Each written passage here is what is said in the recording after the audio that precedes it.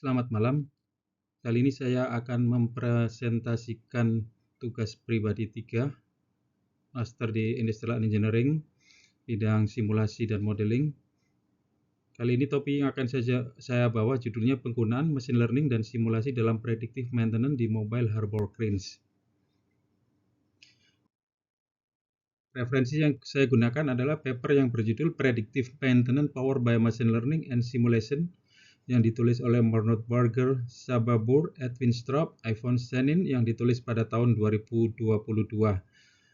Kesemuanya adalah para profesional di TBA Group, yaitu perusahaan software dan operasional yang bergerak di bidang peti kemas di Belanda.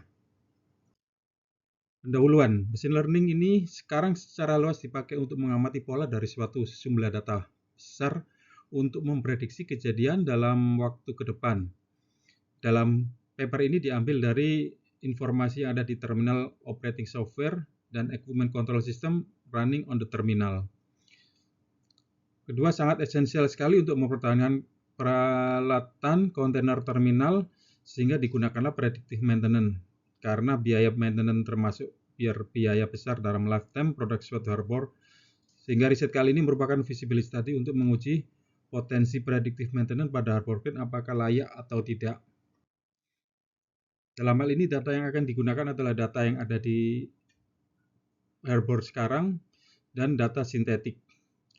Tujuannya riset ini untuk mengetahui signifikan tidaknya investasi untuk mendapatkan riset apakah ini bernilai atau tidak.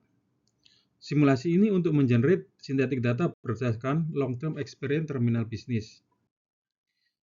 Seperti skema graph picture ini, ke depan sintetik data akan banyak digunakan untuk memprediksi suatu fenomena berdasarkan simulasi, static modeling maupun teknik-teknik yang lain. Model simulasi yang akan dipakai di sini yaitu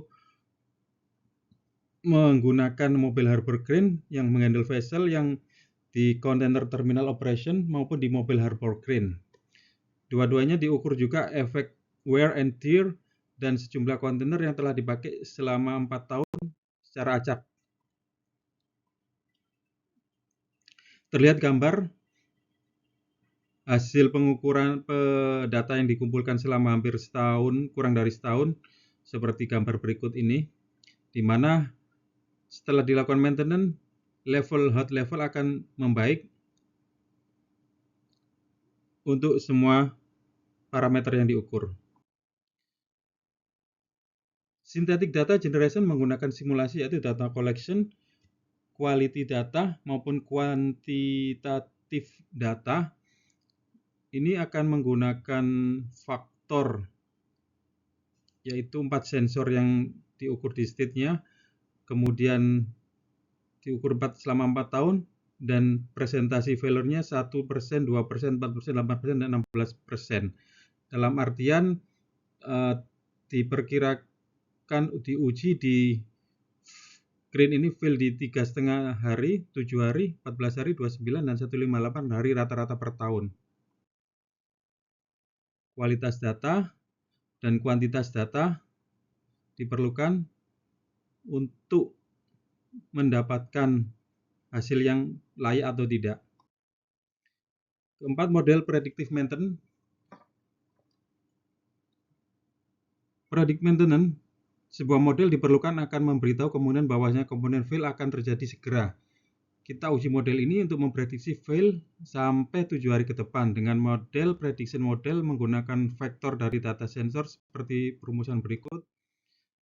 Terlihat grafiknya seperti ini, kita pakai threshold 75%, yang artinya maksudnya 7% lebih besar dari 75%, artinya komponen failure diberikan dalam 7 hari dan MHC harus diservis seperti gambar 3. Akan ada 4 konsekuensi: true positif, false positif, true negatif, dan false negatif.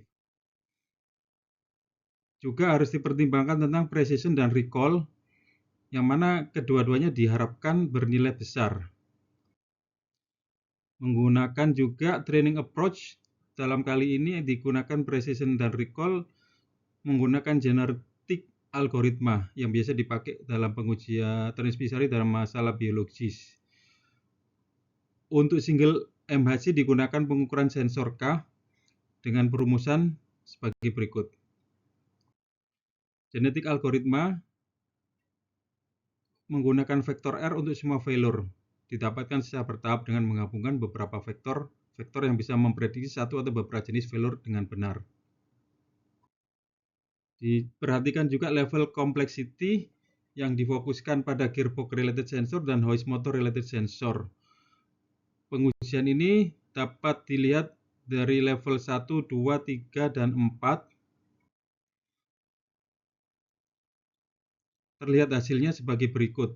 Dengan simulasi data yang disel dengan model yang telah diuji memprediksi failure di mana kualitas prediksi tersebut sebagai berikut seperti gambar ini ada 4 skenario di gearbox saja ataupun di hoist motor saja ataupun di gearbox fail menggunakan semua 4 sensor ataupun green dalam artian gabungan gearbox dan hoist. Terlihat masing-masing tadi berapa percentage maupun recall percentage-nya. Kesimpulan, untuk membuat keputusan dalam investasi predictive maintenance, dengan simulasi kita akan mampu mengidentifikasi kemungkinan dan batasan-batasan dari learning machine untuk memprediksi failure pada komponen MHC-nya. Ada 3 hal yang bisa disimpulkan dilihat dari kualitas data. Dengan general failure menggunakan semua informasi sensor tidak bisa membedakan dengan baik apakah failure ke depan disebabkan komponen dan penurunan level dari multiple komponen. Harus fokus pada predictive maintenance di komponen level. Model prediksi lebih baik jika pengujian model dengan relevan data sensor. Kedua, jumlah data. Penggunaan data yang lebih banyak untuk menguji prediksi secara umum menghasilkan hasil yang lebih baik.